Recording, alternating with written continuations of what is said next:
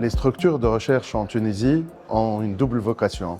D'abord pour former les formateurs, mais aussi pour contribuer à l'effort de la communauté, particulièrement dans la contribution des résultats de la recherche appliquée pour contribuer dans le processus de développement du pays.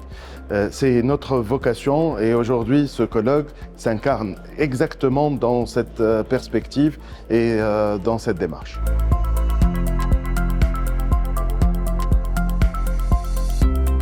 Une recherche appliquée, c'est une problématique qui a une passerelle ou une connotation à servir une problématique nationale qui réside dans l'économie, dans l'écosystème du pays et on essaie d'apporter un peu la solution par les résultats de cette recherche appliquée.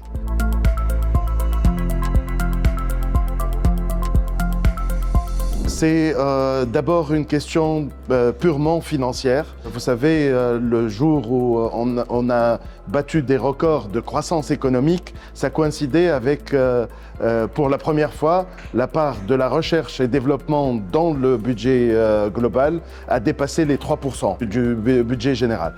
Aujourd'hui, d'abord, il faut financer cette recherche et développement, croire à cette recherche et développement et multiplier les passerelles entre le milieu universitaire et le milieu appliqué, c'est-à-dire l'adaptation ou l'adoption des recommandations ou des outputs de la recherche appliquée vont servir comme input pour l'action gouvernementale.